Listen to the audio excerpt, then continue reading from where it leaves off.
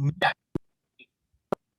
Lina, yo creo que el asunto que se deriva de toda esta discusión es precisamente como entender cómo hemos llegado a ser lo que somos hoy. O sea, entender Sí, que muchas de las cosas que hoy somos tienen una historia y es una historia que tiene un montón de contingencias y un montón de asuntos que no tenían que pasar de esa forma.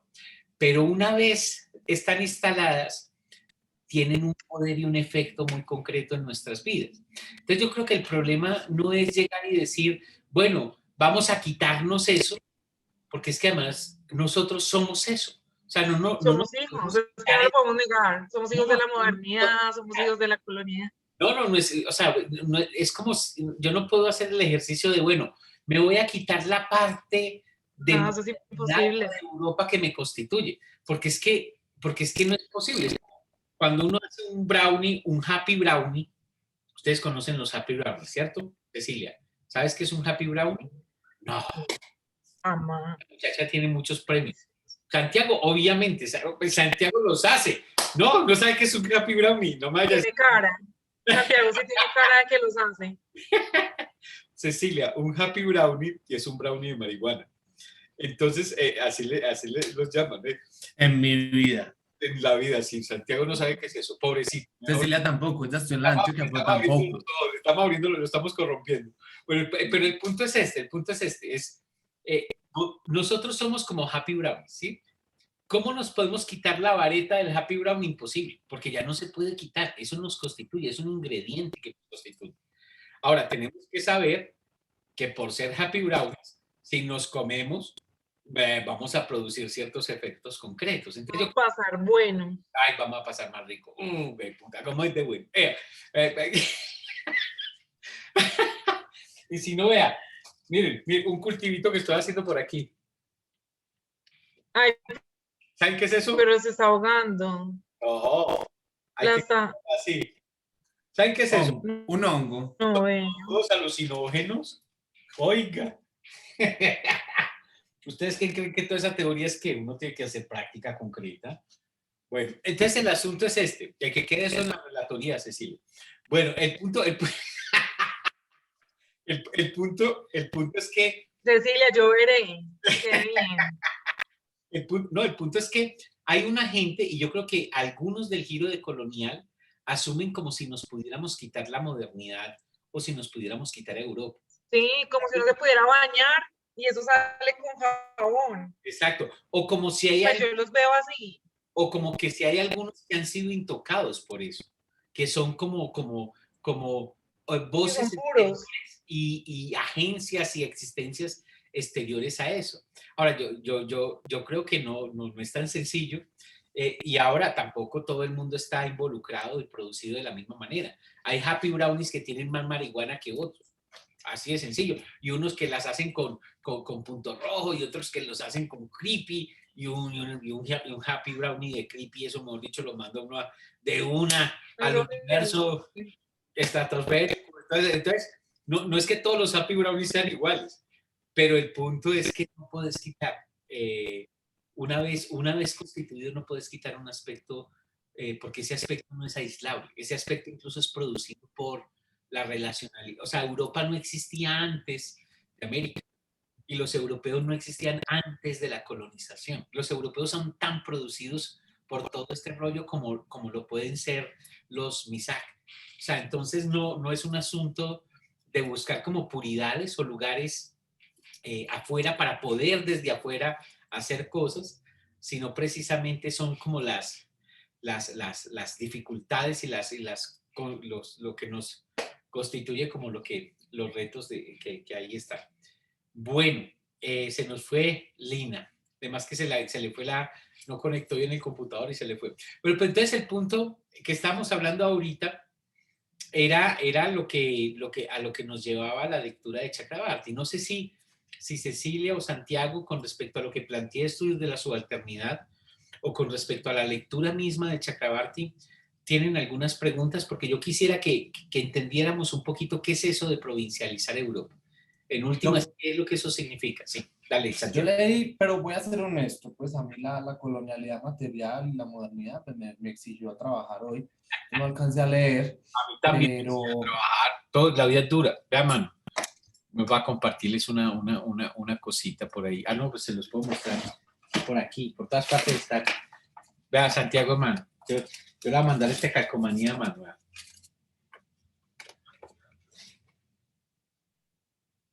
bueno, la espero. Hágale, yo la pego, yo le muestro el cuaderno, vea, yo la pego en mi cuadernito del doctorado. Esa está muy bien, la pones ahí. Hágale No pues, te olvides. hágamela llegar, yo la pongo. Hágale, pues. Entonces, yo leí sobre toda la parte del historicismo. Entonces yo rescato con lo de Chakrabarty, a ver, dos cosas me llamaron mucho la atención con esa propuesta pues, de crítica al historicismo. La primera es que, y eso es muy interesante, yo lo había pensado, que la misma Europa se eclosiona, se decolonializa internamente, ¿sí? Y es decir, Europa misma empieza a rebelarse y a grietarse, ¿bien? Eso que esta gente hablaba de esto antes de los Balcanes. Yo creo que con los Balcanes se termina literalmente de estallar, ¿sí? O sea, Europa en los Balcanes se sale de las manos y bueno. Hablan de la Primera Guerra Mundial, por la Primera Guerra Mundial.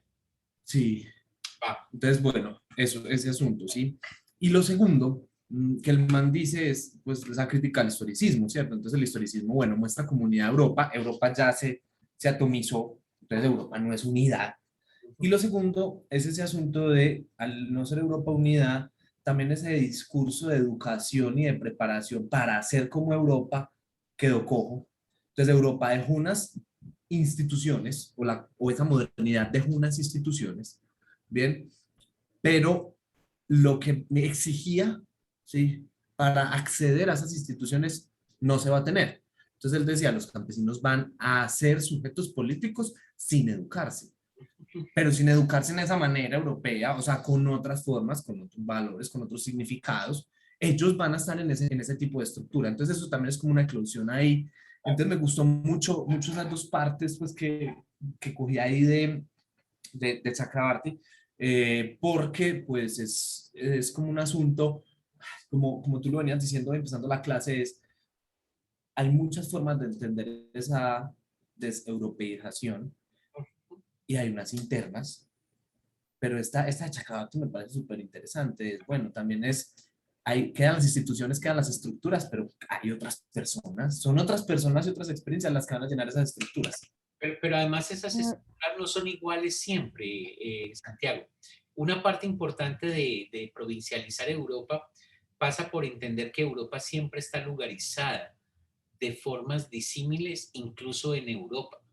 O sea, Europa no es una cosa que se copia más o menos bien en otros lados, sino que Europa, incluso en la misma Europa, siempre se lugariza de maneras muy específicas. La idea de Estado-nación no se lugariza de la misma forma en Francia que en Italia, o no tiene las mismas implicaciones en Gran Bretaña que en España.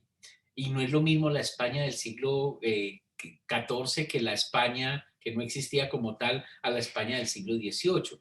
Entonces, esa otra beta del análisis de Chakrabarty es muy importante porque nosotros creemos que existe una modernidad, que existe una Europa y que esa Europa o esa modernidad fueron y colonizaron otros sitios. Pero ¿qué tal? ¿Qué tal si pensamos en términos de sistema mundo, donde se fue produciendo en diferentes lugarizaciones esas Europas hiperreales? En Europa tanto como en otros lados, tanto como en lo que hoy es India, como en lo que hoy es Italia, ¿cierto? Y entonces, cuando vos ves la cosa así, de procesos de lugarización, de parroquialización, de provincialización de las Europas, vos lo que ves es un conjunto de ideales normativos, si lo querés a lo Judy Butler, de universales noratlánticos al otro yo, que se hacen prácticas e instituciones muy singulares dependiendo de las historias y de los contextos en los que se pone en juego esa Europa hiperreal. Entonces, desde ahí ya no sería un asunto de Europa versus, sino de cómo Europa produce incluso a Europa misma en su heterogeneidad, de cómo produce otra gente, pero esa otra gente también cómo produce esa Europa hiperreal y a esas Europas realmente existentes. Entonces te cambia toda la perspectiva, la provincialización de Europa te mueve toda la discusión de una esencialización, de que la modernidad es una esencia y Europa o Europa, Estados Unidos son una esencia que una gente tiene, que unos lugares tienen y que otros lugares o otras gentes no tienen. Porque es que ese modelo de unos modernos y otros no, unos europeos y otros no, unos occidentales y otros no, es precisamente uno de los ideales normativos, uno de las ideas de la Europa hiperreal. O sea, si hay una idea fundante de ese imaginario, de esa fantasía, es que existe Europa como una puridad y como una exterioridad de no Europa. O que existe Occidente como Occidente por fuera de lo que no es Occidente. Ese es uno de los imaginarios, ese es uno de los componentes de la Europa hiperreal. Y entonces vos no podés tropelear con la Europa hiperreal si te compras ese imaginario. Vos tenés que entender cómo es una configuración, pero además un imaginario que tiene efectos en el mundo. No es un imaginario que queda en la mente de la gente, tiene efectos en el mundo concreto. Entonces, en esa línea, la provincialización de Europa lo que es una propuesta teórica, metodológica y también de política de encarar el descentramiento de Europa. El descentramiento de Europa o el cuestionamiento del eurocentrismo, pero de una forma muy distinta a los nativismos, a los chauvinismos, a los pachamamismos que están circulando un montón en muchos momentos. ¿Cómo lo ves, Cecilia? Hijo de puta, ¿yo para qué me metí en este curso? No, no, no, no, no, no, no. Yo cada vez me gusta más el curso. Lástima que hoy se acabe. No, no, yo la estaba era relacionando porque como nos dividimos las lecturas, pues con el otro autor que hacía, hablaba de, yo lo encontré por acá, de la Europa desasosegada, que no hay, o sea, no hay una ahí es una heterogeneidad y siempre la hemos visto como una homogeneidad. Pero sí hay algo en lo que él hace hincapié, yo no sé si el otro autor también, en el cristianismo, que el cristianismo fue lo único como que logró unificar la cuestión de Europa. Antes pues sí, durante el siglo XV. De eso hace pues énfasis y bueno, ya ahí voy. Ya, Pero eso es empezando la lectura nomás. Hasta ahí llegó. eh, Ave María, no. no, no, profe, no llegué hasta Tienen que trabajar para discurso. Santiago, pobrecitos. No, no, mentira, no, no, no. No, mentiras, perdón. Bueno, no. Pero es que también las lecturas del primer día, 10, 12 páginas, 20 trabajables. Las del viernes, 40. Sí, sí. Así es, Eduardo, porque él dice que la vida es dura.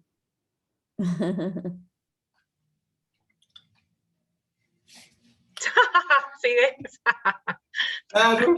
No, Eh, estamos en un Él mismo se... Estamos en una maestría, en un doctorado, ¿cómo no va a leer? por sesión, uno por lo menos 200 páginas leídas y protocoladas. Eso sí, no más. Bueno, Y en un cuadrito. exacto. Oiga, bueno, entonces les cuento, bueno, ese es Chakrabarty, ese es estudios de la subalternidad. Esos tres momentos son tres momentos, digamos, como que llevan a un tipo de descentramiento de la Europa hiperreal. Ahora, en los años 90, inspirados en el trabajo de Edward Said, que es el libro que yo les estuve contando hace unos días, el de Orientalismo, que es un libro publicado en 1978. En los años 90 se desata, se produce, se genera como una manera de enfrentar ciertas problemáticas que se conocen como teoría o estudios postcoloniales. Ya les he dicho varias veces que los estudios postcoloniales tienen como problema, como preguntas cómo la experiencia histórica del colonialismo constituye nuestro presente. Eso tiene varias implicaciones. La primera implicación es que el colonialismo no se fue, no es una cosa del pasado. El colonialismo nos constituye.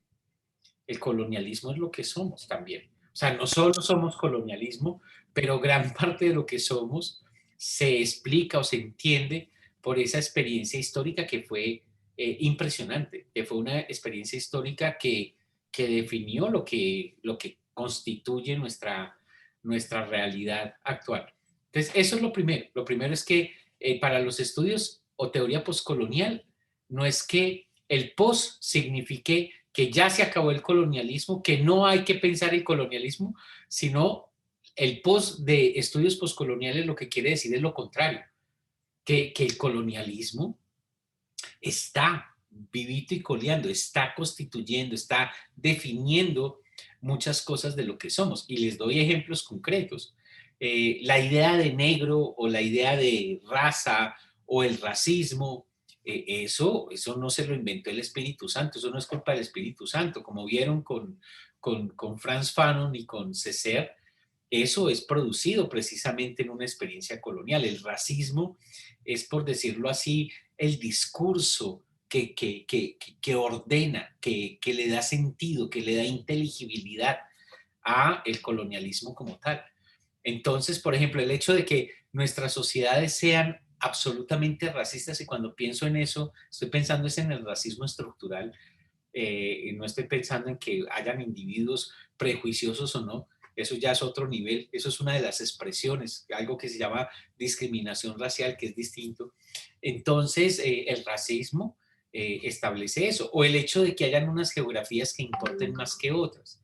O sea, Nueva York, ahí Manhattan, que una casa en Nueva York, en Manhattan, valgan tanto y que otra casa, o sea, ¿qué vale, qué no vale, qué importa, qué no importa? Todo eso que desde el giro de colonial se ubica un poco desde la noción de colonialidad del ser, aquí en estudios de la poscolonialidad lo que muestra es que la geografía, la historia, la estética, las corporalidades, las espacialidades, pongan lo que ustedes quieran, todo está configurado desde unas improntas coloniales, del colonialismo, unas improntas que el colonialismo ha dejado y que todavía nos habitan. Miren sus cuerpos. ¿Qué son sus cuerpos? Hijos de la chingada. Nuestros cuerpos, lo que nosotros somos, ¿cómo nos vemos?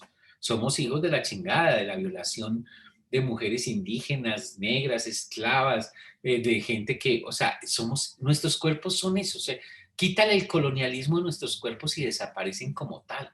O el espacio, el hecho de que Santa Fe de Bogotá esté donde está y que el centro de Santa Fe de Bogotá tenga una puta catedral, todo eso es puras herencias coloniales. Entonces el colonialismo está tan presente que nosotros no lo vemos. Es como los peces con el agua. Lo último que van a ver los peces en su existencia es el agua, y se dan cuenta del agua cuando los sacan, cuando los pescan, el devenir pescado pasa por reconocer que el agua existe. La ontología pescado. Pero esa misma situación se presenta en la misma Europa. Pues tengo la pregunta, porque en el texto, cuando leía pues todo el inicio del texto, hacían esa diferenciación de Holanda, Inglaterra, cómo todos se ubican en el Mediterráneo. O sea que Europa también ha sido parte de esa... Absolutamente, absolutamente. Mira, los efectos, las improntas del colonialismo no son solamente en los territorios y con la gente que fue colonizada. En los territorios y la gente colonizadora, tal vez incluso más, podemos ver esas improntas. Piensa, para hablar de casos obvios, piensa en el Museo Británico. O sea, ¿el Museo Británico qué es? Pues eso es puro colonialismo. Y no están las pirámides allá porque les queda difícil alzárselas. Y ya muy grandes, sí.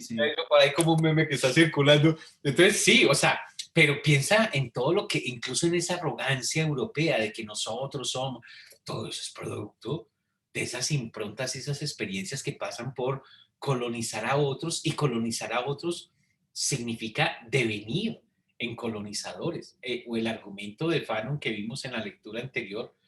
O sea, una sociedad colonial es una sociedad racista, necesariamente. O sea, no, entonces el racismo constituye esas sociedades y de alguna manera se expresan, pero no todas esas sociedades experimentan y son tocadas por el colonialismo de la misma manera. Por ejemplo, lo que tú decías, Holanda o los Países Bajos, o España, porque además su lugar como su papel en los procesos coloniales son diferenciables. Bélgica, por ejemplo, con Leopoldo II y con todo lo que hablamos la otra vez, sobre todo con la segunda ola del colonialismo, lo que el camarada Lenin, como decía yo, llama el capitalismo, el imperialismo como fase superior del capitalismo. Entonces hay diferenciaciones y también en las sociedades colonizadas. Mira Estados Unidos. Estados Unidos fue una sociedad colonizada y no es lo mismo hoy Estados Unidos que Colombia, ¿sí? Ahora, ¿por qué Estados Unidos no es lo mismo que Colombia? Pues hay muchos factores. Eso no es culpa del Espíritu Santo, sino, bueno, qué pena esté trayendo tanto el Espíritu Santo en esta sesión, sino porque hay procesos históricos concretos que hacen incluso que los Estados Unidos hayan devenido en un sujeto imperial, ¿cierto? Entonces, todo eso, y no tiene que ver con que ellos sean más pilos, más inteligentes o porque sean protestantes como ciertas narrativas racializadas quieren ponerlo sobre la mesa.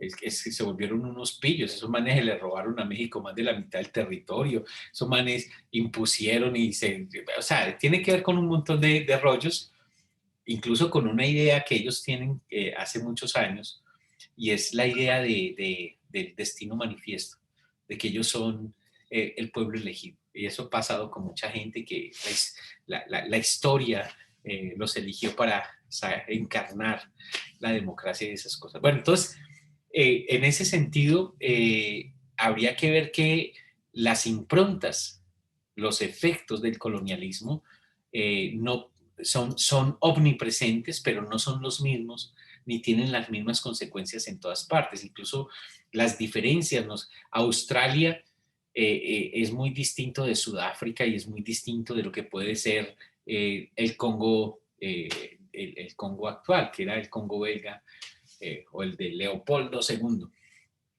Entonces, ese es estudio de la subalternidad. Ahora, hay otro asunto, perdón, estudios poscoloniales, pero hay otro asunto de... Perdón, profe, ¿sabes algo de etimología, de la definición, de dónde viene la palabra colonia? No tengo ni idea.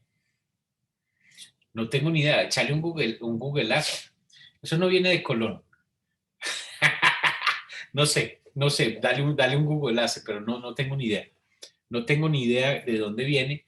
Lo que yo sé es que hay que diferenciar el colonialismo europeo de, digamos, los proyectos imperiales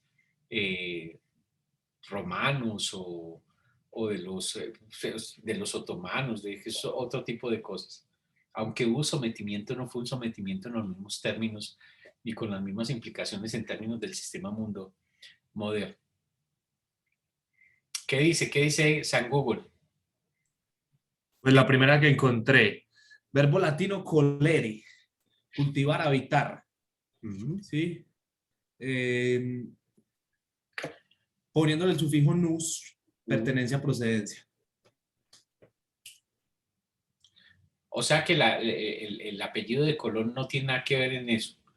Pues ya estoy pensando que el apellido de Colón es un dispositivo que se le puso al tipo para legitimar el asunto. No seamos, no. Teorías de la conspiración, no. Porque tampoco, no le pongamos que él es un lagarto extraterrestre que nos vino a controlar. Hay gente que piensa esas cosas. Sí, bueno, entonces, estudios de la poscolonialidad o teoría poscolonial tiene otra cosa que a mí me parece muy importante en términos de la conversación que estamos haciendo, y es que fundamentalmente lo que busca el propósito de teoría poscolonial o de estudios poscoloniales es no solamente poner en evidencia la importancia para nuestro presente de esa experiencia histórica, sino deslocalizar, descentrar la centralidad de esa experiencia. Entonces, digamos como que la estrategia política de los estudios postcoloniales pasan por una deslocalización de algo que está tan central que lo hemos naturalizado. Entonces, su estrategia política es enrostrar, es poner en evidencia las improntas de esa experiencia colonial en nuestro presente para que las coloquemos más en la margen y menos en el centro. Para decirlo de una manera que me encanta, Foucault un par de veces dijo esto como para hacer que la gente se ruborice diciendo o haciendo unas cosas que antes ni siquiera pensaban sobre eso y no, obviamente no se ruborizaban. O sea, es como introducir un escozor, como introducir una molestia, como introducir un ruido en algo que ni siquiera se pensaba como tal. Entonces, es como que devenga en problemática, en problematización, el asunto de esos efectos, de esas improntas de la experiencia histórica del colonialismo y poder entonces imaginarnos y hacer de otra manera. Entonces, por eso la estrategia es la deslocalización, es el descentramiento. Y de ahí la noción de descolonial. Descolonial no es más allá, no es después, sino que es un intento de mover del centro, de deslocalizar, de un más allá, no en el sentido de temporalidad, sino en el sentido de una intervención de deslocalización. ¿Me entienden la cosa? Por Sí, eso se llama profe. colonial. O sea que cuando se logra esa molestia, ese ruido, ese ir más allá, se hace una problematización. Claro, claro. Mira, cuando una problematización es cuando vos te planteas un problema que no te habías planteado. O sea, problematización es cuando algo aparece como un problema para el pensamiento, para la práctica. Esto es Foucault, es un concepto incluso Foucaultiano. Entonces, por ejemplo, cuando vos te preguntas por el bullying, cuando yo crecí, bullying, no, pucha, eso era manos de para allá, para acá, cascado, montada, güey, puta, y el que sobreviviera, sobrevivía. Se te nota. Sí, pero bullying, sí, no, yo además, me encanta. Además, Santiago, me encanta, güey, pucha, sí, güey, puta, ¿cómo era bueno que lo cascaran a uno? Güey, puta, yo iba al colegio que me cascaré, y aprendí, miren, esto es una cosa que uno aprende, que el primer puño es el mejor. Así después lo casquen a uno como un berraco. Así después lo vuelvan a uno una mierda. Pero el primer puño entra derechito. Entonces, yo por lo menos el primer puño sí lo metía. Ya después que me... Además uno llegaba a la casa y uno no podía decir que lo habían cascado. Porque si llegaba cascado, la cucha lo cascaba, después le contaban al papá y ¡tim! Otra cascada. Entonces, bueno, lo que quiero decir como ejemplo del bullying es un poquito, esto era para que no se me duerman, es un poquito que solo hasta hace muy poco eso se piensa como un problema, incluso se lo apalabra. O sea, hay cosas donde emergen palabras para colocar preguntas o problemas sobre el mundo. Entonces el bullying empieza a ser un asunto para pensar. Hay gente que escribe, psicólogos que escriben de eso y viven de eso, esos psicólogos hacen esas cosas. Hay medios de comunicación, una preocupación pública por el bullying y pobrecito los muchachos, y aparece eso como un problema. Pero los problemas no son como no son como las guayabas, no son como las piedras de las quebradas. Los problemas son producidos y los problemas no son inocentes. Y los términos en los que se plantean los problemas y menos cómo se los enfrenta y cómo se los apalabra y cómo se los habla, eso no es inocente de ninguna manera. Entonces, pues pongo el ejemplo del bullying porque todos nosotros tenemos la experiencia de un mundo sin bullying. Ahí Santiago, que estaba más jovencito, de todas maneras, además yo creo que le tocó estar en el colegio cuando, por lo menos en el kinder le tocó cuando lo cascaba. Entonces, es por eso problematización. Entonces, lo que para volver a teoría postcolonial... Siempre Pachamama y pacifista. ¿Sí? ¿Tu kinder era así? ¿De verdad? Era orgánico, era orgánico. De verdad, lo ponían a sembrar lechugas orgánicas allá. Oye, hermano, con razón. Antes, hermano, antes. Puta. Ay, güey, pucha. Llegué lejos. No, güey, pucha, a mí me encantaba. Además, a uno lo echaban al mundo. O sea, uno tenía 6 años y vaya al colegio y uno caminaba por ahí en la calle. Eso ahora, y uno de estos pelados, ¿qué vamos a hacer con estos pelados? Ay, María, que, güey, puta, se les cae la cédula al piso y se frustran y se suicidan. Bueno, en todo caso... Perdóname, Eduardo, ahí, o sea, es problematizar contextos siempre sin ser ingenuos, pero desde las relaciones de poder. O sea, digamos que eso es como también como un punto súper crucial en ese proceso de la descolonización. Sí, sí, pero aquí estamos hablando de 2 cosas. Una cosa es como problematización, es cuando algo aparece como problema para el pensamiento y para la práctica, ni siquiera para los, O sea, no estamos hablando de los académicos, sino el bullying aparece en un momento como un problema, un problema para el pensamiento y para la práctica pedagógica y para todo. Entonces, antes no estaba. Entonces es problematización, ¿cierto? Ahora, uno puede establecer una estrategia analítica que contextualice, que vea las relaciones de poder y ahí también podría llamarse eso problematización, sí, pero aquí estamos usando como 2 sentidos de la palabra. Uno es como la utiliza Foucault. Problematización es Perdón, profe. ¿Qué? Dale. No, que si la problematización de la que estábamos hablando, pues por eso lo quería meter acá para entenderlo, si la problematización de la que estamos hablando con las teorías o los estudios postcoloniales es justamente, la problematización es que la colonialidad o la colonización tuvo efectos en todas partes, diversos, Sí. distintos, pero permeó todo. Esa es la problematización. Pero no colonialidad. El colonialismo, perdón, sí. El colonialismo. Ahí no está hablando de colonialidad. Ahí está sí, pero esa es la problemática. Sí, claro. Lo que hace estudios postcoloniales es decirnos, ojo que nosotros no habíamos pensado tanto lo que significó el colonialismo para lo que nosotros somos hoy, para decirlo en otro vocabulario. O sea, ojo que nosotros pensamos que el colonialismo es una cosa del pasado. Y ojo que si alguna cosa es el colonialismo, es algo que todavía nos habla, algo que todavía nos habita. Nos habita. Exacto, algo que y nos habita y nos habla de formas que nosotros no somos conscientes. Entonces, estudios postcoloniales lo que hace es mostrar, trazar, hacer esos trazos, esas líneas de cómo se conectan cosas del hoy, de nuestro presente, con esas experiencias históricas del colonialismo, no de la colonialidad. Ellos nunca hablan de colonialidad. Eso es Quijano y eso es el giro de colonial. Entonces, mira que colonialidad es como un detrás de. En cambio, colonialismo es un asunto de una experiencia de superficie.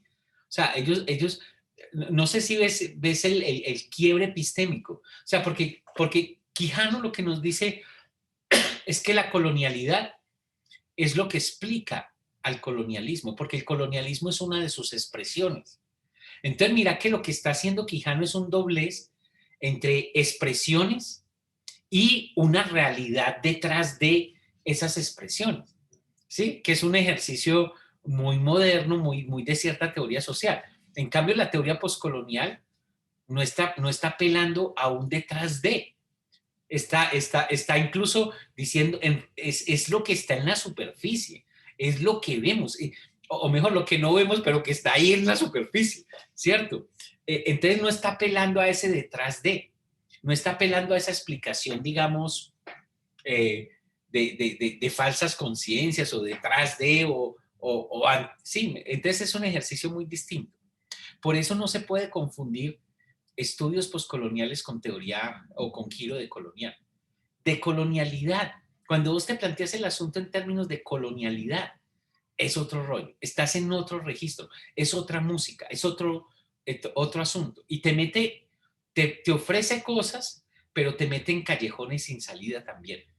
Te mete en callejones sin salida. Bueno, entonces, digamos, queda muy claro. Recapitulando, llevamos como 3 momentos de centrar Europa. La posmodernidad, la subalternidad y la teoría poscolonial. Perfecto. Y podés entonces colocar como cuarto momento, pero no son solamente esos 4, como cuarto momento el giro de colonial. Entonces, por eso yo pienso que hay que poner en un mapa más grande. Mira que estudios poscoloniales es años 90. Es gente trabajando desde estudios literarios y sobre todo trabajando desde la experiencia de las colonias y excolonias británicas. Están trabajando desde esa experiencia que además muchos de ellos son hijos del colonialismo. Stuart Hall, por ejemplo, él es un sujeto colonial, él nace en 1932 cuando Jamaica era colonia, hasta 1964 Jamaica era colonia. Entonces, no es una experiencia del colonialismo como puede estar en América Latina, que el colonialismo supuestamente se difumina o se diluye en muchos de nuestros países en el siglo XIX, sino que es una experiencia que muchos de ellos vivieron, y vivieron hasta grandes, no de niños. Piensen que la independencia de lo que hoy es India, que además la India la armaron en ese proceso y a Pakistán lo armaron, todo el proceso de sacar la gente musulmana de la India, o sea, de separar esa, todo eso es de ahora, es después de la Segunda Guerra Mundial, es 1948, todas esas cosas. Entonces, lo que quiero plantear ahí, es que el anclaje histórico desde el cual están conversando estos personajes de la teoría poscolonial es un anclaje distinto en términos históricos y en términos geopolíticos de el anclaje que se articula con el giro de colonial. Ahora, ¿cuál es el anclaje del giro de colonial? Son un montón de profes en Estados Unidos, en universidades no menores, aunque bueno, es Berkeley, donde está Ramón Grossfogel, es Duke, donde está Walter Mignolo, es Chapel Hill, donde está Arturo Escobar. O sea, son universidades no menores, aunque no son, pues no es Harvard, no, aunque Berkeley es como Harvard. Y en América Latina hay gente como Catherine Walsh, que es una estadounidense, que es la directora del doctorado de estudios culturales latinoamericanos en la Universidad Andina Simón Bolívar, que ha estado mucho tiempo en Ecuador, o sea, no es que llegó ayer, sino ya 30, 40 años ahí. Está también, pues, gente como Santiago Castro Gómez, como al comienzo, él después se desmarca de la cosa, y hay otra gente que está como muy vinculada a esa conversación, pero todos fundamentalmente son académicos de universidades, pues, y con el establecimiento académico, gomelitas, muchas de ellas, sí. Ahí donde estudia, por ejemplo, Lina estudia en una universidad gomela, ustedes también estudian en otra universidad gomela, además católicas esas universidades. Pero el punto que quiero decir es que es algo de los 2000 para acá. El giro de colonial empieza a cuajarse, ni siquiera se llamaba así en los 2000. La primera reunión es de 1998 y el vocabulario se produce realmente entre el 2000 y el 2006 como los conceptos más gruesos, y ya después se van como derivando cosas y se va difuminando, se va como posicionando por varios asuntos. Primero porque el doctorado de Quito ha formado a muchos doctores y los forma en ese paradigma, y el que no esté en ese paradigma está expulsado, y si no le toca duro, hueputa, porque eso sí es religión. Dale. Nosotros también. No, usted les En mete. la UPB no sé. No, yo no creo. Usted les mete. Yo no conozco mucho el doctorado en detalle. Y a mí me invitan a hablar de esto como parte de un módulo donde ustedes están viendo teoría social. Pero yo no tengo entendido que a ustedes les toque sufrir ese asunto de esa manera. Creo que es muy abierto incluso el doctorado en términos de. Creo que ni siquiera tiene como ese anclaje de una teoría en particular. No, o sea, por ejemplo, yo conozco mucho a este Roberto, a José Roberto. Y hasta donde yo lo he entendido, el man no anda por ahí de cura o de monaguillo de ese tipo de elaboraciones, ¿no? Yo creo que ustedes tienen muchas como confluencias ahí, pero ustedes deben saber más que yo ahora de cómo van las cosas. Lo que yo sí sé es que pues, la Universidad Bolivariana, la UPB, es muy convencional en términos de cómo entiende la formación doctoral y lo que es ciencia y todas esas cosas. Entonces, muchas de las bobadas que yo les estoy diciendo ahorita les va a servir para lo que les sirven las tetas a las mamás cocodrilos. Esto es para nada, o sea, porque les van a pedir que sean más, digamos, más convencionales en muchas cosas. No creo que les permitan ser muy díscolos. En cambio, en la maestría que está haciendo esa línea, eso ahí, mejor dicho, y ahora todavía, antes más o menos, y ahora, mejor dicho, uno va y se echa una experiencia artística y todo eso como esto ya es más, ¿cómo es que es un producto? ¿Cómo es que un producto? Es un objeto detonante que se vuelve artefacto de pensamiento. Eso, un artefacto de pensamiento. Ven una naranja, pero no están viendo una naranja, y ahí empieza el proceso. Eso mejor dicho. Esa plática se perdió. Esa plática se perdió. Esa plática se perdió. Bueno, entonces Santiago y Cecilia y Lina, ese sería el panorama. Pienso yo que el giro de Colonial lo que hace es una vuelta de tuerca, de una manera muy particular, en un resquebrajamiento de las certezas y los lugares de fortaleza de lo que en términos epistémicos, en términos teóricos, en términos políticos, alguna vez, por lo menos hasta los años 50, se constituía como un lugar poco asediado, y que yo ahora lo estoy planteando como un descentramiento de Europa. Por ejemplo, otro descentramiento es todo lo del poshumanismo. O sea, el poshumanismo en últimas también es un descentramiento de Europa. Por otro lado, por un costado distinto, ¿cierto? Porque es un costado que es el costado del antropocentrismo, y el antropocentrismo es central en la imaginación europea. O sea, la imaginación europea desde el judio-cristianismo ha estado vinculado en esa separación y en esa separación, centramiento del humano como una especie, una singularidad que es una singularidad especial.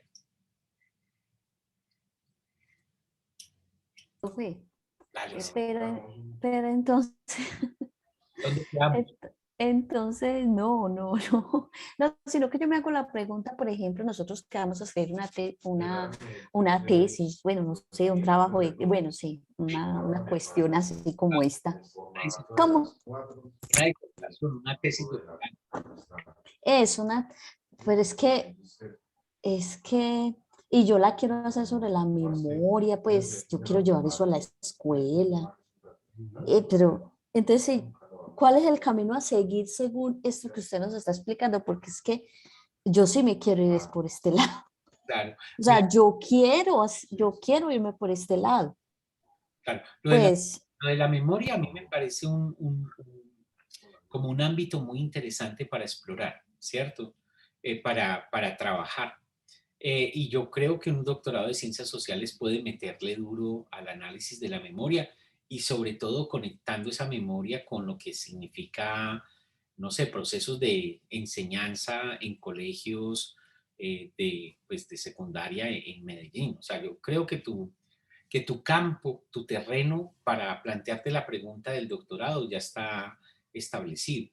Ahora, ¿qué hay que hacer si te enfocas con este asunto del giro de Colonial? Si te enfocas por ahí, pues yo creo que hay algunas como sugerencias importantes. Pensar que la memoria no es inocente.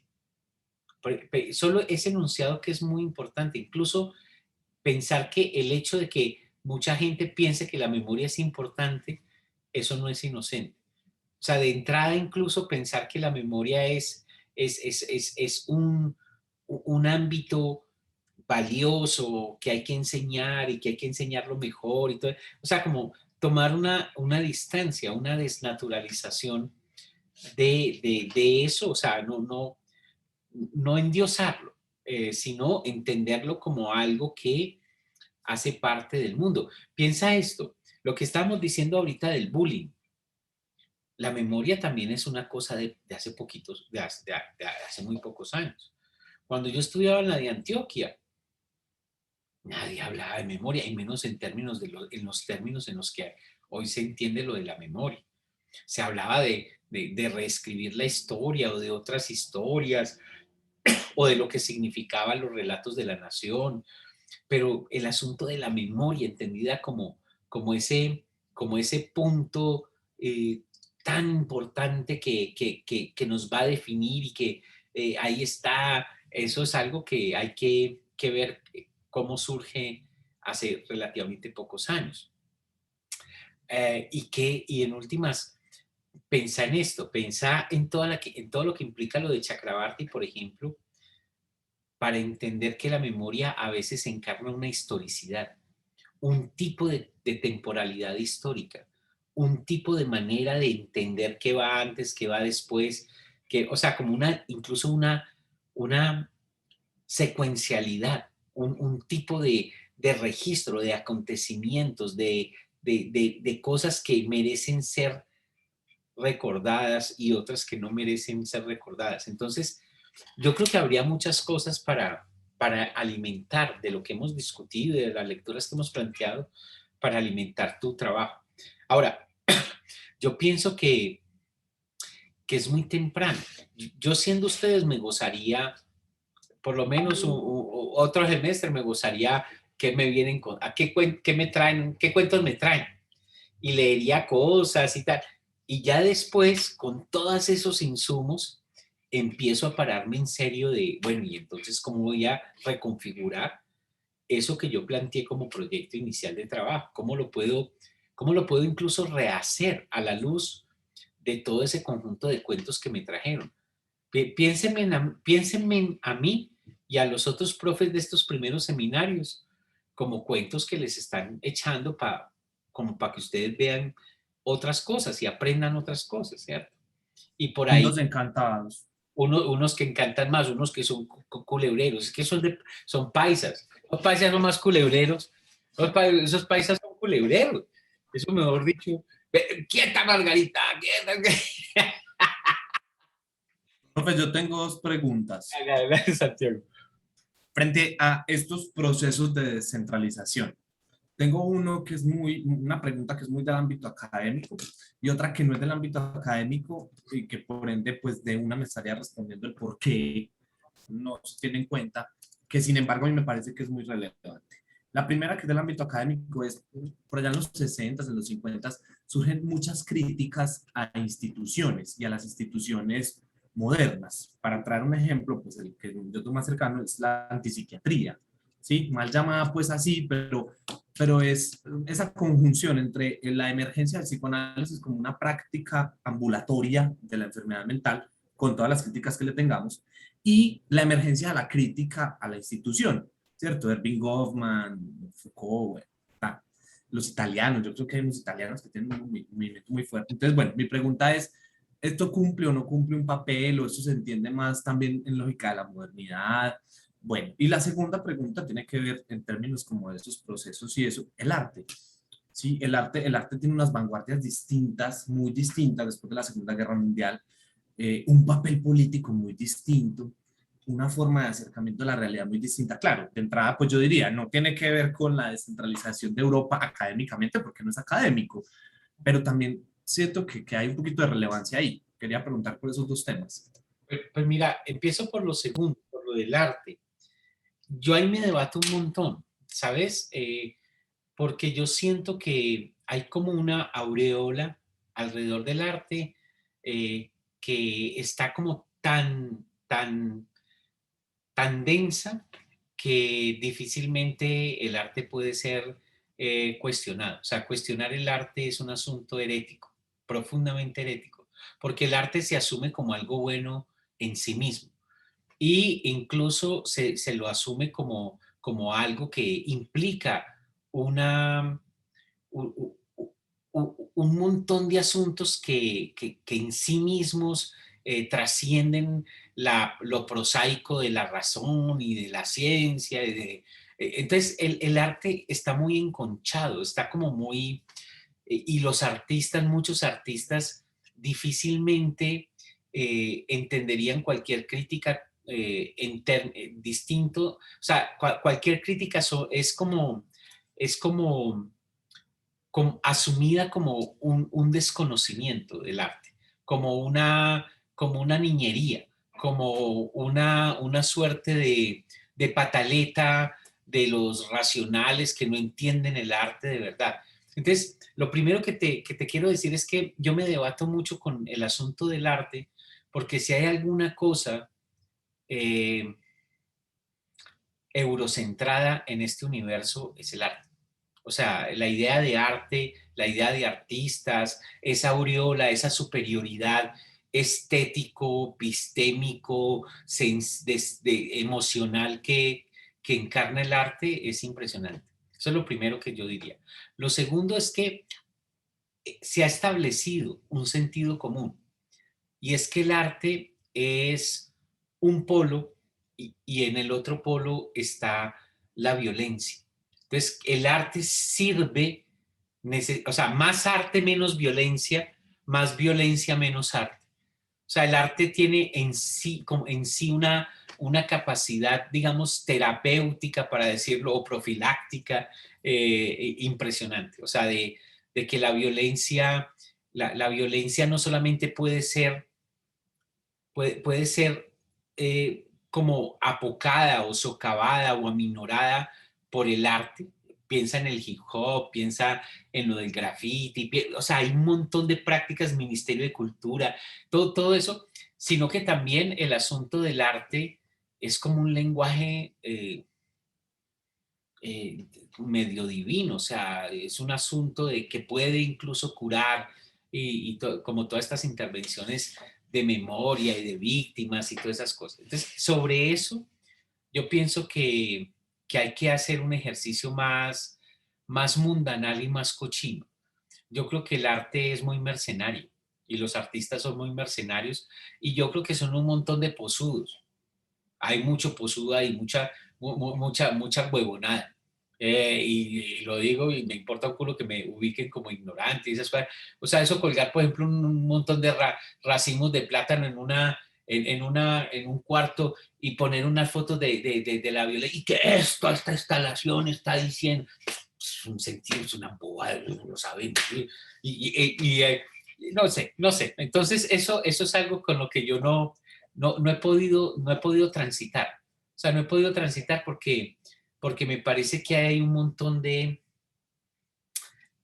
arrogancias y de posudeces que vos no podés atacar porque el mero hecho de denunciarlo te coloca en el lugar de la ignorancia, de aquellos que no entienden lo sublime Entonces, yo soy de la escuela, qué pena, de la escuela de que el arte hay que desacralizarlo, desublimizarlo y ubicarlo como una tecnología de la experiencia, de la asistencia y todas esas cosas y que no es algo por fuera de este mundo. Hay una tesis muy linda que acaban de hacer en la maestría de estudios culturales en la Católica, donde muestran cómo hay toda una industria, una economía política de los artistas y del arte alrededor de la victimización, del régimen de victimización, y cómo los artistas se imaginan haciendo intervenciones que transforman, pura carreta, más son puros clase medieros ahí, no sé, hay una dimensión de clase que yo no tolero en ese asunto. Querida Lina, síguete arrancando los pelos, qué maravilla. Pero entonces, muy honestamente, yo siento que lo del arte, por un lado, si hay algo eurocéntrico en el mundo e intocable, es arte. Es como ciencia. Ciencia y arte son como esferitas. O sea, tú quieres cerrar una discusión, tú dices, eso está comprobado científicamente. O tú quieres joder a la gente, es que la ciencia dice tal cosa. O sea, con el COVID lo hemos visto. O sea, la ciencia es para gobernar. y es para clausurar, es para imponer desde un régimen de verdad concreto las cosas. Ahora, yo no creo que la ciencia sea solo eso. Y el arte, yo no sé, tal vez he conocido demasiados artistas y muchos son un montón de posudos o posudas. Y eso no quiere decir que no hagan cosas muy bonitas. Hacen cosas muy bonitas. Ahora, yo no creo que sea muy bonito unos racimos de plátano colgados en un espacio así, pero pues, ustedes saben, yo soy prosaico, yo no entiendo. El lenguaje es que el arte no es moderno, es la vanguardia. Yo conozco toda esa carreta, pero no la compro. Y por ejemplo, eso del banano pegado así con la cinta, uy, $400,000. O el orinal. Yo estoy muy atravesado. 120.000 euros Yo de estoy nuestro muy atravesado por artista Bourdieu. italiano. Yo estoy muy atravesado por Bourdieu de pensar el arte más como campo y como relación. Y de poder, como disputa de poder. Fuerza, sí. Y además que tiene Sí. que ver mucho con capitales simbólicos que Y permiten. producción de sentidos. Pero además no es solamente como el arte, es la misma práctica artística que se lleva también a otro nivel. Hay unas instituciones y hay unos actores muy concretos en unos escenarios muy específicos. Entonces Chicos, yo trabajo con artistas todos los días, por eso el mensaje subliminal. Pobrecita, Lina. Mejor dicho, te compadezco en el alma. Mejor dicho, tengo que mandarte más regalitos más a menudo porque Ay, gracias. sobrevivir a los artistas. Y además, eso sí, uno tiene que ser muy bueno, muy genial para sobrevivir a esos personajes.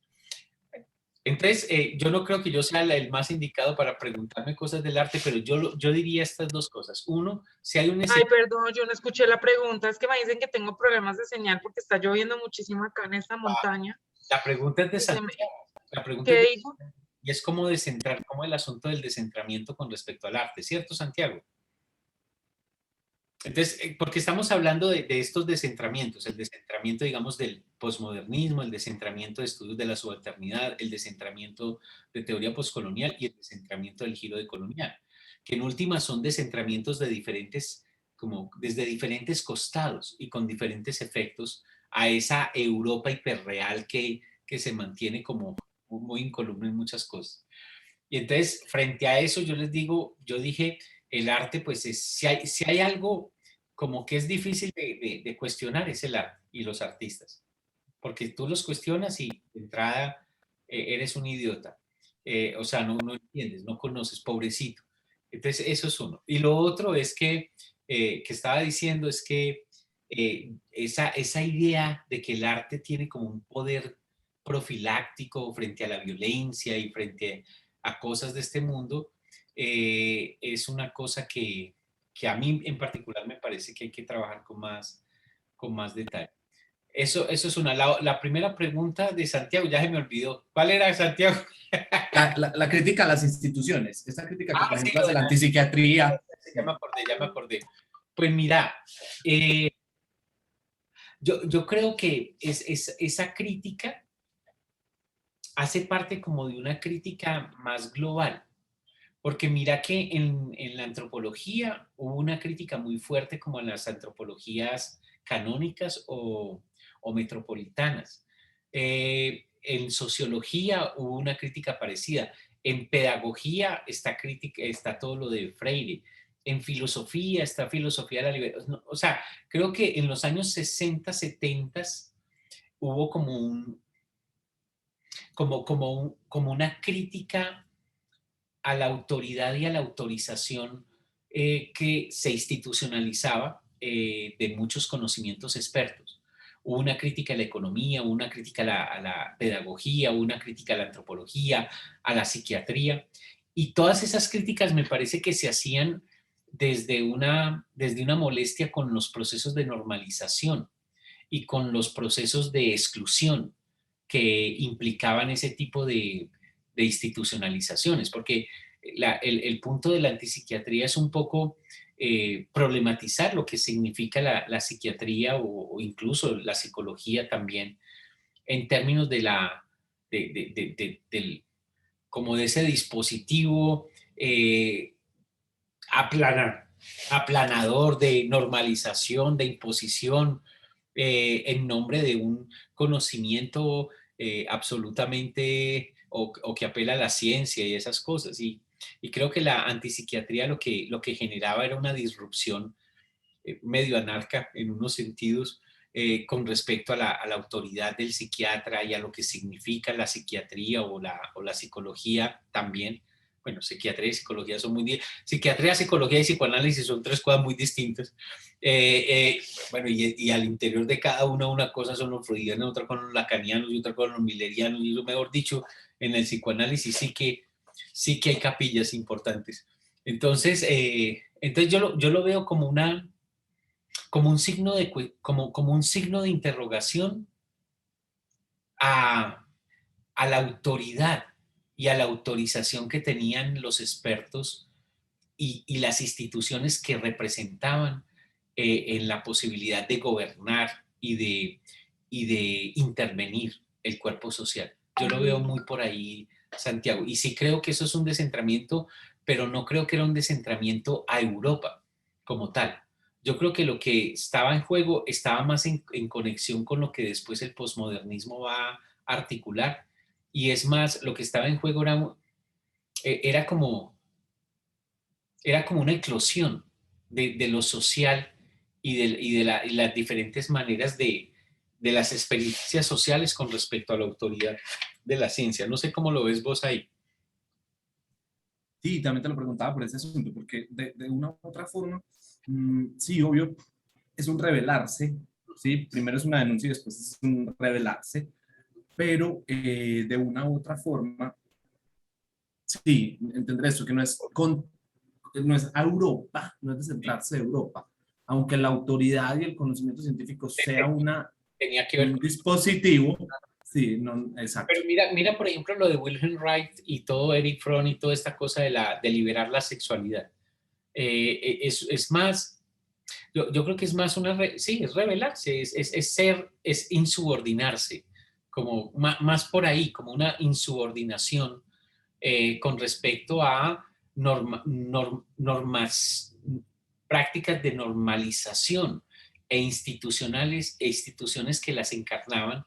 Sí, es como, no sé, como todo el movimiento estudiantil o todo el movimiento contracultural hippie, lo que es rebelarse, es insubordinarse, no queremos una vida como la que nos están planeando, no queremos, no sé, por ahí lo veo mucho, y además también tiene que ver mucho con asuntos generacionales, porque yo veo mucho la antipsiquiatría como un tropel generacional también, porque es un tropel de una gente que tenía cierto capital simbólico y cierto poder dentro de la psiquiatría, que era disputada por chiquiticos, por chiquilines.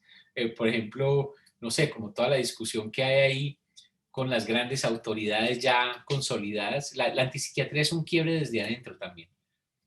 Y un quiebre desde adentro que no necesariamente llevó a la anulación de la psiquiatría. Para muchos fue pensar la psiquiatría de otra manera, ¿cierto? No necesariamente fue antipsiquiatría, y por eso lo dijiste al comienzo, de eliminación de la psiquiatría. Para muchos fue pensar la psiquiatría en otros términos, porque tampoco se desconocía que ahí había una serie de saberes y de conocimientos y de sensibilidades que en últimas estaban enfrentando el sufrimiento humano. Cierto sufrimiento humano, no.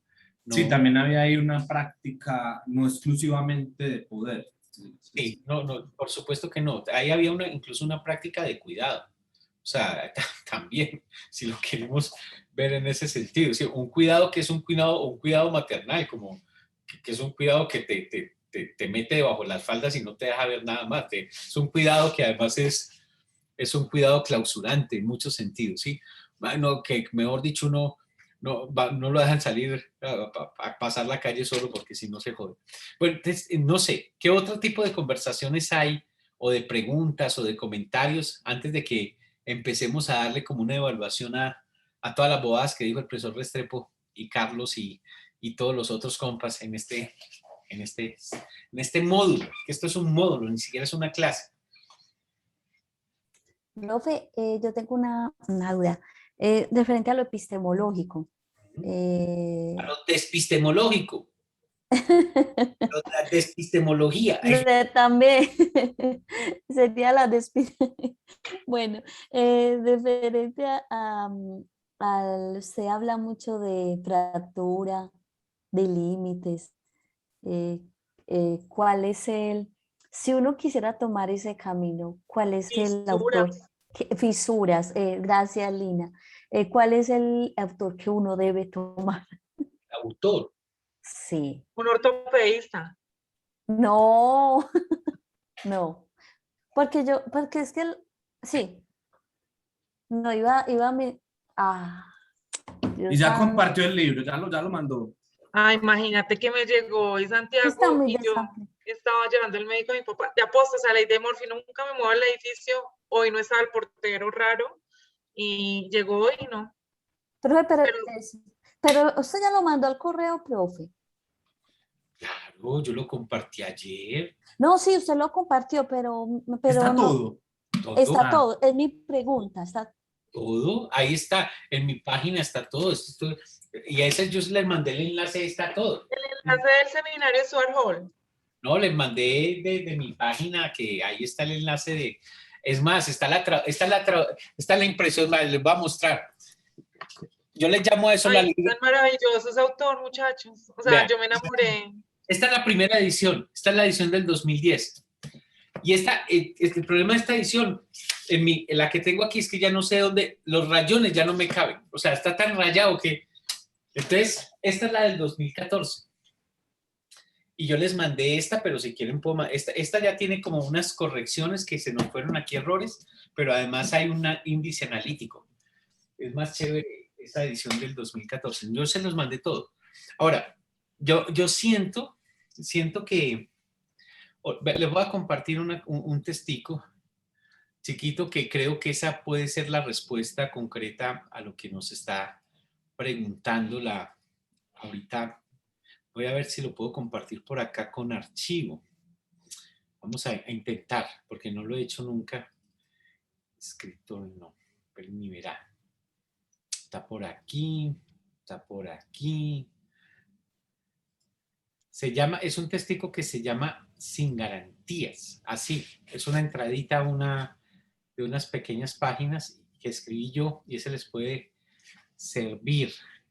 Conflicto, listos, aquí, a ver, fecha, miren, a ver si funciona. Listo, ahí supuestamente se está yendo. Miren a ver si lo pueden abrir.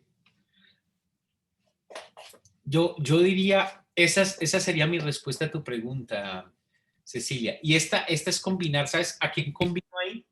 Combino a Stanislao Zuleta con Stuart Hall.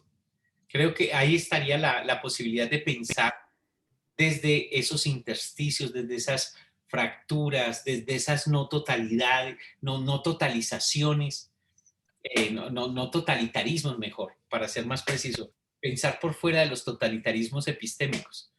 Pero no... Universalidades. Pero tampoco, con sospecha. Exacto. Pero tampoco esquivando la necesidad de pensar. Hay que pensar, pero no hay que clausurar el pensamiento con el totalitarismo epistémico o el totalitarismo teórico. Porque el totalitarismo epistémico o el totalitarismo teórico lo que hace es sembrarnos un montón de certezas, es clausurarnos las preguntas. Y eso es Stanislao Zuleta, o sea, eso es el elogio de la dificultad realmente.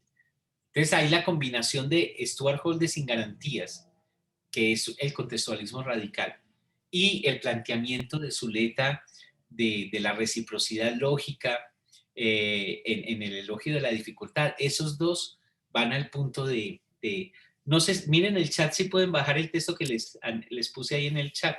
Se los puse. Es muy cortito. Sí, yo le di clic descargar y él mismo descarga. ¿Descargó? Ah, bueno, perfecto. Bueno.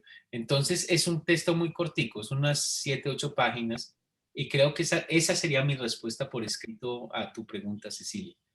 Gracias, profe. Santi, me lo manda al WhatsApp, por favor.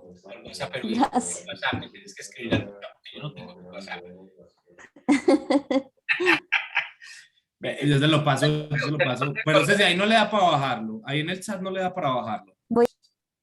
Si le das clic, te dice como de clic para descargar y ya. Le das doble clic y te abre. Si no, te lo mando por Gmail, porque yo sí tengo tu cuenta de correo. Yo estaba mandando y ahorita voy a mandar esta grabación ahí. Bueno, no sé si hay más preguntas o si no, pues vamos cerrando. Vamos haciendo una evaluación de los aciertos y desaciertos de este módulo. Y vamos definiendo bien, pues ya yo creo que ya está claro la evaluación. La evaluación son las dos relatorías que ustedes tienen a cargo y son dos relatorías que espero que sean chingonas, que sean muy buenas, porque pues toda la nota está ahí, ¿cierto? Entonces casi que cada relatoría es un 50% de la nota, entonces espero eso. Y voy a preguntarle a Roberto, a José Roberto, ¿hasta cuándo tenemos tiempo para tener esas notas? Para darle la fecha. Entonces, no sé, ¿cómo vieron esta cosa? ¿Aprendieron algo o no aprendieron nada? Además de que el profesor Restrepo es un irrespetuoso. Yo quiero decir dos cosas. Un bulinero. Horrible. Yo quiero decir dos cosas. Una, el curso, a ver, la temática del curso está muy bien problematizada. Es decir, el curso permite la problematización a la parte que vamos conociendo. Bien, entonces, por ejemplo, la dinámica con Carlos o con las perspectivas de que nosotros íbamos preguntando, permite dinamizar, es decir, como los contextos ahí en ejercicio. Obvio, no estamos pues decolonializando nada, pues no. Lo que estoy diciendo es, estamos haciendo ejercicios muy interesantes a medida que vamos viendo los conceptos, que vamos ubicando, haciendo como esos mapas, esas guías. Entonces a mí me gustó mucho eso porque le da un dinamismo. Bien, Ceci y yo venimos de un curso que era muy bueno, pero muy denso, o sea, una vuelta muy densa. Un poquito más de ese curso, ¿qué vieron? ¿Qué era? Vimos con el profe Kossel los periodos de las ciencias sociales en América Latina. Bien. ¿Cómo fue? ¿Qué periodos hay? Cuénteme. No, pues vimos mucho como lo pre, es decir, cuando los ensayistas, sí, más desde lo literario, se trabajan la identidad latinoamericana, todo el asunto, y eso es denso porque es que él se cuela al marxismo antes de la institucionalidad de las ciencias sociales, es una vaina. Vemos después... del siglo XX, porque en el siglo XX, en los 40 y 50 se institucionalizas. Sí, luego vemos con la CEPAL toda esa institucionalización, ¿sí? Eso es muy bacano, es muy interesante pues, verla como en sus vertientes, todo. Y luego vemos como un poco de respuestas alternativas, pero no las profundizamos mucho, que vienen después, pues, de lo que el profe llama como la época clásica de las ciencias sociales. Pero muy interesante ese curso, solo que era muy denso, o sea, de verdad. Sí, pues, lo que dice Santiago es cierto, o sea, el curso que nos dio el profe Andrés es para, yo diría que es para dos módulos, o sea, porque fue... No sé si no se durmió en esa clase. Perdón, profe. ¿Cecilia se durmió en esa clase también o solo se durmió en mi clase? Ay, no, profe, yo no me dormí, profe, por Dios, yo todo lo anoté. Ay, no, profe, es horrible. No, sino que lo que dice Santiago es cierto, fue demasiada información, demasiado denso para una sola semana. O sea, ese curso, profe, a mí, pues, o sea, yo lo digo, es muy importante, porque le digo que ahí, cuando el profe nos hablaba de todo lo de América Latina, él nos hablaba del Che, nos hablaba, de, por ejemplo, de la Revolución Cubana y todas estas cosas, pero como dice Santi, demasiada información para hacer un curso tan completo, o sea, y un tema tan importante como son las ciencias sociales en América Latina, eso era para dividirlo en 2 semanas o en dos módulos. Bueno, qué pena, Santi, que te interrumpa. No, tranqui, sí, pero sí. Nosotros veníamos de eso muy denso, pero a ver, acá hay mucho tema muy interesante, pero lo logramos dinamizar. Entonces yo quiero destacar eso por un lado. Y por el otro lado, es que siento que también acá, pues, y obviamente no es el propósito conocer todo a fondo, nos vamos, o por lo menos yo siento que yo me voy, también lo siento con Ceci, como que nos vamos con muchas ideas, como de muchas vertientes, es decir, con muchas ideas de, venga, por ejemplo, yo les voy a decir una cosa, a mí me hablaron de la subalternidad, ¿cómo es que se llama? El historiador duro de la India, ¿cómo es que se llama? me hablaron de él en la maestría, pues. Y yo hasta el martes de esta semana... Lo ubicaste. Sí, claro. Hoy lo terminé de ubicar porque también es que hay muchas cosas. Ahorita vi un meme donde decían, la postura de colonial no es nada más que una forma de impresionar que tienen los científicos latinoamericanos a partir del 2000. Era un meme. No sé si vieron a Alejandra Ocasio. Alejandra Ocasio, la gringa. Alejandra Ocasio es una política gringa que fue a la gala del Met con un vestido blanco y el vestido blanco decía impuestos para los ricos. Entonces, pero entonces le están haciendo un montón de memes y le hicieron un meme que decía la postura de colonial, como si fuera el vestido y el impuesto a los ricos, la postura de colonial, no sé qué.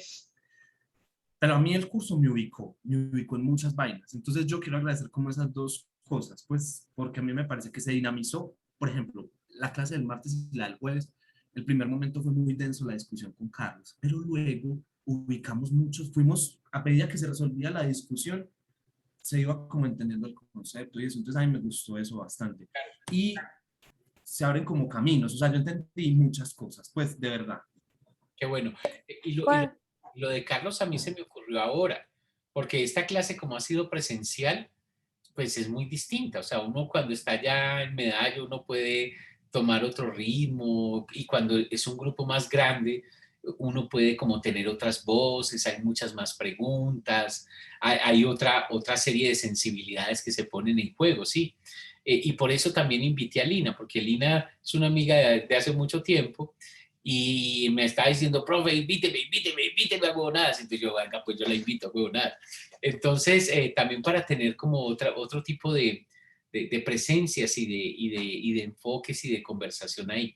Entonces, yo creo que lo de Carlos fue un acierto. Y a mí me gusta mucho porque Carlos tiene una formación muy distinta a la mía y porque tiene un acercamiento muy distinto al mío con respecto al giro de colonial. Y creo, yo honestamente pienso que uno no piensa solo, que uno piensa con otros y a veces contra otros. Y me pareció buenísimo que hubiera una conversación y una discusión en muchos momentos en ese asunto para que ustedes atestiguaran que las cosas no hay que entrarles como desde una lectura como de creencia o de que eso hay que aprenderlo como si estuviera dado de una vez y para siempre, sino que es una aproximación crítica, una aproximación problemática, una aproximación además gozante de la cosa. Uno que, o sea, ahí fue pucha, el Bateman sí tenía toda la razón, que la revolución es una rumba o no es. Y yo creo que el conocimiento y la práctica pedagógica es una rumba o no es. O sea, si uno no se divierte, algo pasa mal, algo está mal. Y a veces uno se divierte montándosela a los estudiantes. Ahí sí me disculpo. Pero no me arrepiento.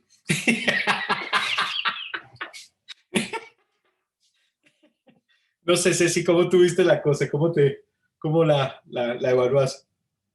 No, yo me voy con muchas herramientas. Hoy en este curso aterricé varios de los conceptos que habíamos visto con él, pero con los otros dos profes. Sí, Por como ejemplo, un par de ejemplos ahí. el de Sistema Mundo. Al de Sistema Mundo de Wallerstein. Sí, o sea, el profe no lo mencionó, o sea, el profe José Roberto, pero hoy lo vi, hoy en este curso ya lo entiendo mucho mejor. Y ahí quedan unas lecturas. Créanme que yo escogí muy bien. Este curso tiene unas lecturas muy puntuales, pero muy poderosas. Después, cuando no estén tan subyugados por el trabajo como está Santiago, después pueden darle una lecturita a varias cosas ahí que yo creo que vale la pena. O sea, no solamente, o sea, textos como el de Quijano hay que leerlo varias veces, pero hay otros que no alcanzamos a discutir que son muy importantes no solo para el giro de colonial, sino para muchas discusiones en concreto. Ese de Stuart Hall que medio lo mencionamos, de Europa y el resto, ahí está toda la discusión de Said, ahí está toda la discusión de cómo entender, incluso desde una lectura más Foucaultiana, cómo se produce el mundo y qué efectos hay en esa producción del mundo. Entonces hay un montón de lecturas por hacer. Sí, profe, y bueno, se me fue como la idea. No, que viendo este curso me di cuenta de que pues pude entender más a fondo la cuestión de Europa y el centro y lo de eurocentrismo.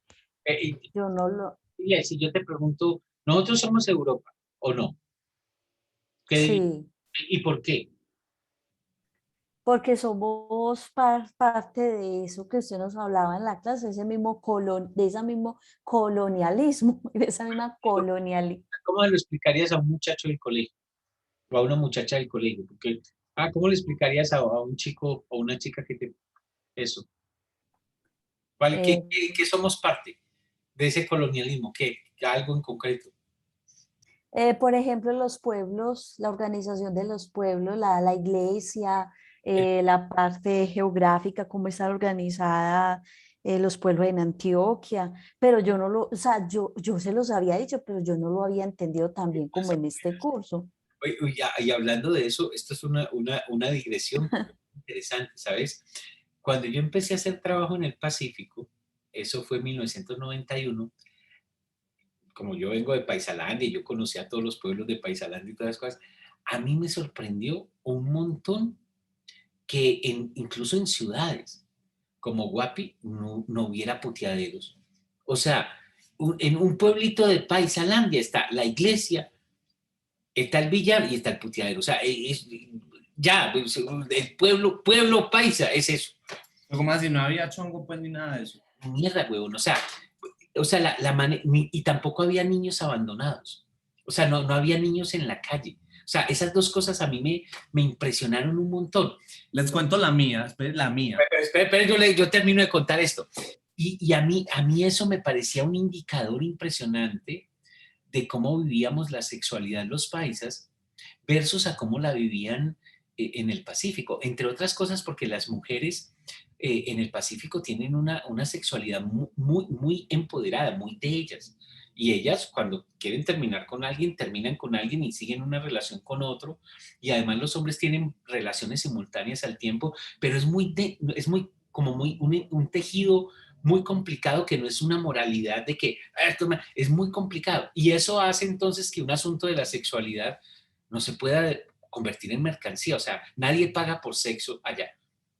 No pagaba. O sea, ahora cuando entran las retros, cuando entran los paracos, cuando entra la guerra, uno de los síntomas es la creación de los chomos, de los puteaderos. O sea, para mí eso es un indicador de una transformación cultural profunda en el Pacífico colombiano. Además, quienes consumen eso no son tanto, digamos, la gente de ahí. Bueno, también, pero es otra cosa. Eso indica otra cosa. Entonces, y los niños, o sea, hoy vos ves niños en la calle, pero antes eso fácilmente eran constituidos dentro. Hay un concepto que se llama entenado y un entenado es un hermano. Pues un entenado es un hijo, pero hace parte, como cualquier otro hijo, de la estructura familiar. Entonces eso me llamaba mucho la atención. Entonces eso lo digo por los pueblos. Y tampoco habían iglesias grandes. Y la gente no rezaba así, sino que rezaba de otra manera, bailando y chupando. Entonces es muy interesante lo que puede significar eso en términos de no solamente de la sexualidad, sino también de la espiritualidad, de la religiosidad, de lo que importa o de lo que no importa en el mundo, ¿cierto? Dale, Santiago, contá vos. No, va, chiquita, que a mí me impresionó la primera vez que salí del país, que en otras ciudades no hay motos. No hay motos. Sí, ya. Pero ¿dónde fuiste? Porque yo he visto... No, pues por ejemplo, no, sí, en Ciudad de México hay, en Nueva York hay, pero no como están acá. No, y tú quieres ver motos, ve a Tumaco. No. No, Quibdó. No, Tumaco, es impresionante. Buenaventura, es impresionante. O sea, motos sobre las motos. O sea, son enjambres Pero de... además que también no tienen sentidos de señales ni de nada, o sea, van para arriba y para abajo y voltean y giran en la misma, o sea, funciona mágicamente, sí. O sea, es increíble. una teoría del orden muy particular. Hay uno Sí, peor, pero esos Planeta carros- Rica, Planeta Rica, Planeta Rica. También hay mucha moto.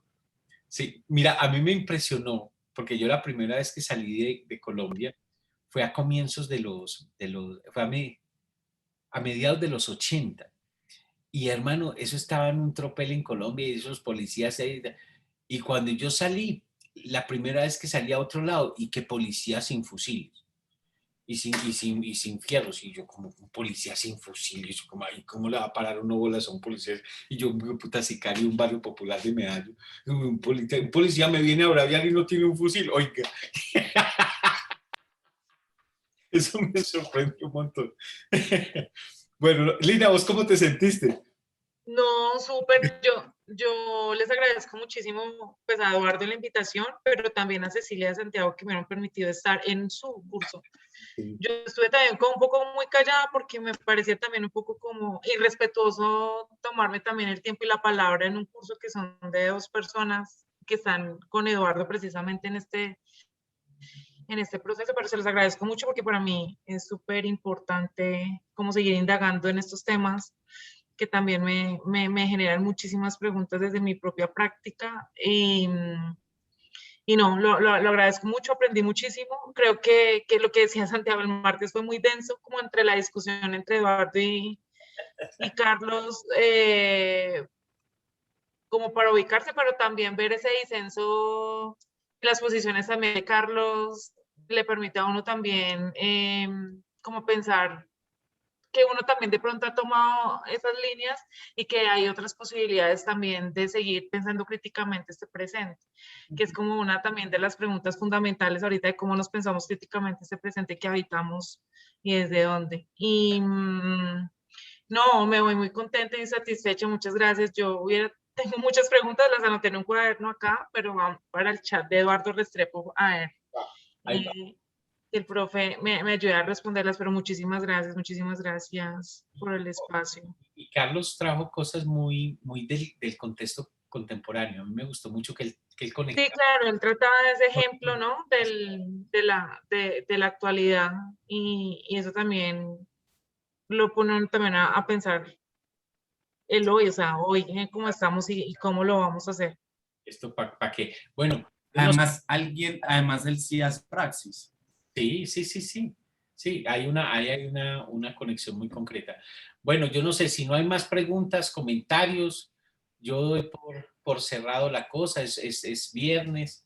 Inicia el horario de vivir sabroso. 7:40. Mejor dicho, yo me voy a bañar, me voy a perfumar y a oír salsa y a bailar salsa. Un ratito. Pues claro. Entonces, no, quedamos así y cualquier cosa yo les voy a escribir sobre la fecha para entrega de las relatorías y quedamos en que ustedes entregan las 2 relatorías muy bien hechas.